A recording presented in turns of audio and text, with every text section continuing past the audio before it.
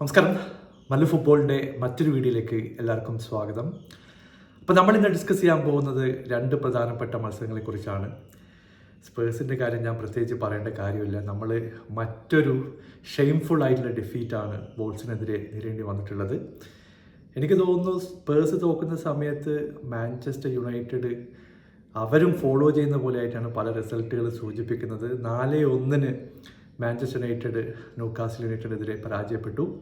അപ്പോൾ കോണ്ടന്റ് ഇഷ്ടപ്പെടുകയാണെങ്കിൽ നിങ്ങൾ സബ്സ്ക്രൈബ് ചെയ്യാനും ഷെയർ ചെയ്യാനും മറക്കരുത്. നമുക്ക് സ്പേഴ്സിൻ്റെ മാച്ച് തന്നെ സ്റ്റാർട്ട് ചെയ്യാം. ഇതുപോലുള്ള മത്സരങ്ങൾ നമ്മൾ കഴിഞ്ഞ കുറേ മാച്ചുകളായിട്ട് കണ്ടുകൊണ്ടിരിക്കുകയാണ്. ഇനി ഒരു എക്സ്പ്ലനേഷനും കൊടുക്കാനില്ല. ഐ തിങ്ക് ആൻജിൻ്റെ കാലം കഴിഞ്ഞു. പുള്ളി എത്രയും പെട്ടെന്ന് പുറത്താക്കുന്നതായിരിക്കും സ്പേഴ്സിൻ്റെ ഭാവിനെ സംബന്ധിച്ചിടത്തോളം ഏറ്റവും നല്ലത്. കാരണം ഇതുപോലുള്ള റിസൾട്ടുകൾ കണ്ടിന്യൂസ് ആയിട്ട് വന്നുകൊണ്ടിരിക്കുകയാണ്. അത് നമ്മൾ പറഞ്ഞു ഇഞ്ചുറി കൺസേൺസ് ആണ്.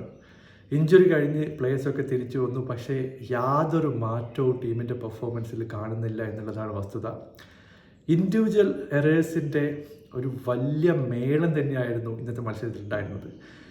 റൊമേറോയുടെ സൈഡിൽ നിന്ന് മിസ്റ്റേക്ക് വരുന്നു, ബെർഗ്വാളിൻ്റെ സൈഡിൽ നിന്ന് മിസ്റ്റേക്ക് വരുന്നു, ഡെസ്പെൻസിൻ്റെ സൈഡിൽ നിന്ന് ഓൺ ഗോൾ വരുന്നു. ഇങ്ങനെ പ്രശ്നങ്ങളുടെ ഒരു കൂമ്പാരം തന്നെ സ്പേഴ്സിൻ്റെ സൈഡിൽ നിന്ന് കണ്ടുകൊണ്ടിരിക്കുന്നു.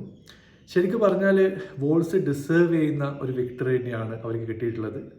ഒന്നിനു പിറകെ ഒന്നായിട്ട് ഗോളുകൾ വന്നുകൊണ്ടിരുന്നു. ഏറ്റവും ഒരു ഡെസ്പറേറ്റ് ആയിട്ടുള്ള അറ്റംപ്റ്റൊക്കെ സ്പേഴ്സ് നടത്തി. പക്ഷേ നമ്മളൊന്ന് അടിക്കുമ്പോൾ 2 ഗോളുകൾ അടിച്ചുകൊണ്ട് വോൾസ് കണ്ടിന്യൂസ് ആയിട്ട് കളി തിരിച്ചു വരുന്നു. ഇപ്പോൾ ബേസിക് ആയിട്ടുള്ള മിസ്റ്റേക്സ് സാധാരണ നമ്മൾ പറയാറുണ്ട്, ഡിഫൻസിൽ നിന്ന് ഡ്രിബിൾ ചെയ്യാൻ പാടില്ല. റൊമേറോനെ പോലത്തെ എക്സ്പീരിയൻസ് പ്ലേയേഴ്സ് ഡ്രിബിൾ ചെയ്ത് ബോൾ മിസ്സാക്കുന്നു, അത് ഗോളിലേക്ക് പോകുന്നു.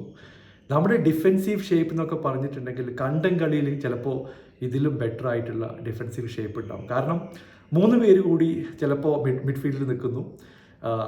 ഡിഫെൻസിൽ സെൻറ്റർ ബാക്കൊന്നും ആരുമില്ല. റൈറ്റ് വിങ്ങിൽ ബോൾസിന് 2 പേർ ഈസി ആയിട്ട് നിൽക്കുന്നു. എത്ര പ്രാവശ്യമാണ് അതുപോലുള്ള ബോളുകൾ നമ്മൾ മിഡ്ഫീൽഡിൽ നിന്ന് മിസ്സാക്കി ബോൾസ് കൗണ്ടറിലേക്ക് പോയതെന്ന് നിങ്ങൾ ഇന്നത്തെ മാച്ച് കണ്ടാൽ മനസ്സിലാവും. എന്തായാലും ഈ സീസൺ എങ്ങനെയെങ്കിലും തീർന്നാൽ മതി. എനിക്ക് തോന്നുന്നു ഡാനിയൽ ലീവി ഫ്രാങ്ക്ഫർട്ടുമായിട്ടുള്ള സെക്കൻഡ് ലെഗിൻ്റെ റിസൾട്ടിനായിട്ട് വെയിറ്റ് ചെയ്യാണ്. നമ്മൾ ഒരു ഗോളിന് പിറകിലാണ്. അപ്പോൾ അടുത്ത മത്സരം ജയിച്ചില്ലെങ്കിൽ എനിക്ക് തോന്നുന്നു ആൻജിൻ്റെ ഈ സീസൺ അവസാനിച്ചു, പുള്ളി പുറത്തേക്ക് പോകുമെന്ന് തന്നെയാണ് ഞാൻ വിചാരിക്കുന്നത്.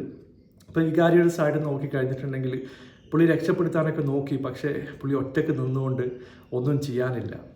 നമ്മുടെ ഒഫൻസിൻ്റെ കാര്യം നോക്കുകയാണെങ്കിൽ സൊളാങ്കിയുടെ one of the worst performance ആണ് ഈ മാച്ചിലൂടെ നമ്മൾ കണ്ടത്. ഒരു പ്രോപ്പർ സ്ട്രൈക്കർ ഇല്ലാതെ എത്ര കാലം നമുക്ക് പിടിച്ചേക്കാൻ പറ്റുമെന്ന് അറിയില്ല. റിച്ചാർഡ്സൺ വന്നു, പുള്ളി ഒരു ഗോളൊക്കെ സ്കോർ ചെയ്തു. പക്ഷേ സണ്ണും കൊളസസ്കി സെക്കൻഡ് ഹാഫിൽ ഇറങ്ങി, പക്ഷേ സണ്ണ് ഇഞ്ചുറി കാരണം ഇന്ന് കളിക്കാൻ ഇറങ്ങിയിട്ടില്ല. ആ ലെഫ്റ്റ് വിങ്ങൊക്കെ വൻ ഷോകായിരുന്നു, ഒന്നും നടന്നില്ല. അപ്പോൾ മറ്റൊരു മത്സരം നോക്കുമ്പോൾ യുണൈറ്റഡിൻ്റെ 4-1 കനത്ത തോൽവിയാണ് ന്യൂകാസിനെതിരെ നമ്മൾ കണ്ടത്. ന്യൂകാസിൽ കംപ്ലീറ്റ്ലി ഡോമിനേറ്റ് ചെയ്തിട്ടുള്ള മത്സരമാണ്.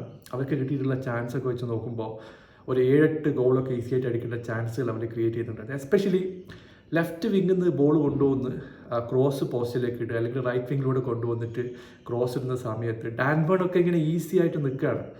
ഒരു കാര്യമില്ല. പുള്ളി 5-6 ഹെഡർ കറക്റ്റായിട്ടൊക്കെ ഹാൻഡിൽ ചെയ്തിട്ടുണ്ടെങ്കിൽ ചിലപ്പോൾ ഇനിയും കൂടുതൽ ഗോളുകൾ സ്കോർ ചെയ്യാനുള്ള ഓപ്പർച്യൂണിറ്റികൾ ന്യൂകാസിലുണ്ടായിരുന്നു. പിന്നെ ഒനാനെ പുറത്തിരുത്തി ബയന്തീറിനെ കൊണ്ടുവന്നു. ഇതിൽ തമ്മിൽ ഭേദം തൊമ്മെന്നൊക്കെ പറഞ്ഞതുപോലെ പുള്ളിയുടെ സൈഡിൽ നിന്നും ഇന്ന് മിസ്റ്റേക്കൊക്കെ വന്നിട്ടുണ്ടായിരുന്നു. അവസാനത്തെ ഗോൾ നോക്കിക്കഴിഞ്ഞിട്ടുണ്ടെങ്കിൽ ഗുമരസിന് കൊടുത്തിട്ടുള്ള പാസ്, ലോങ് ബോളൊക്കെ കൊടുക്കുന്നത് നമ്മൾ കണ്ടിട്ടുണ്ട്. ഇത്രയ്ക്കും ഈസി ആയിട്ടുള്ള പാസ്സൊക്കെ തിരിച്ചു കൊടുക്കുക എന്ന് പറഞ്ഞിട്ടുണ്ടെങ്കിൽ മറ്റൊരു ബ്ലണ്ടർ ബയന്തീറിൻ്റെ സൈഡിൽ നിന്ന് കണ്ടു.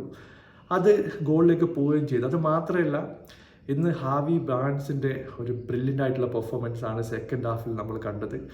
പുള്ളി ഒന്നും പിടിച്ചു നിർത്താനോ അല്ലെങ്കിൽ ഫൗൾ ചെയ്യാൻ പോലും യുണൈറ്റഡിൻ്റെ സൈഡിൽ നിന്ന് പ്ലേയേഴ്സിന് കഴിയുന്നില്ല. മസുരായുടെ സൈഡിൽ നിന്ന് മിസ്റ്റേക്ക് ഉണ്ടായിരുന്നു, അത് ഗോളിലേക്ക് പോയി. ഹാവി ബാർൺസൊക്കെ 1-1.5 കളിയാണ്. നമ്മൾ പണ്ട് കണ്ടിട്ടുള്ള പ്ലെയറിനൊക്കെ യാതൊരു കമ്പാരിസണും ഇല്ല. അതുപോലത്തെ മാച്ച് പെർഫോമൻസുകളാണ് ന്യൂകാസിൽ കൊണ്ടുവരുന്നത്. എന്തായാലും ന്യൂകാസിൽ ടോപ്പ് 4ലേക്ക് എത്തിയിട്ടുണ്ട്. യുണൈറ്റഡിനെ സംബന്ധിച്ചിടത്തോളം സീസൺ എങ്ങനെയെങ്കിലും അവസാനിച്ചാൽ മതി എന്നുള്ള സിറ്റുവേഷനാണ്. അവരുടെ സൈഡിൽ നിന്ന് തിരിച്ചു വരാനുള്ള ഗർനാച്ചോയുടെ ഒരു ഗോൾ മാറ്റി നിർത്തി കഴിഞ്ഞിട്ടുണ്ടെങ്കിൽ ബാക്കിയൊക്കെ ഒരു ഓർഡിനറി പെർഫോമൻസ് ആണ് എന്ന് പറയേണ്ടി വരും. ഒഫൻസിലായാലും ഡിഫൻസിലായാലും സിക്സ് ഇഞ്ചുറി കാരണം പുറത്തേക്ക് പോകേണ്ട സിറ്റുവേഷൻ ഉണ്ടായിരുന്നു. 1-2 മൂവ്സ് ഒക്കെ പുള്ളിയുടെ സൈഡിൽ നിന്ന് വന്നിട്ടുണ്ടായിരുന്നു. അത് മാറ്റി നിർത്തി കഴിഞ്ഞിട്ടുണ്ടെങ്കിൽ ജോൽ ലിൻഡൻ അടങ്ങുന്ന ആ ഒരു മിഡ്ഫീൽഡ് ശരിക്കും പറഞ്ഞാൽ യുണൈറ്റഡിനെ കില്ല് ചെയ്ത് കളഞ്ഞു എന്ന് തന്നെ പറയേണ്ടി വരും. ഇൻഡിവിജ്വൽ മിസ്റ്റേക്സ് നല്ല രീതിയിൽ തന്നെ യുണൈറ്റഡിനെ പുറകോട്ട് വലിക്കുകയും ചെയ്തു. എന്തായാലും നിങ്ങളുടെ അഭിപ്രായം അറിയിക്കുക. പുതിയൊരു വീഡിയോയുമായി വീണ്ടും കാണാം. Thank you so much for watching. Bye for now.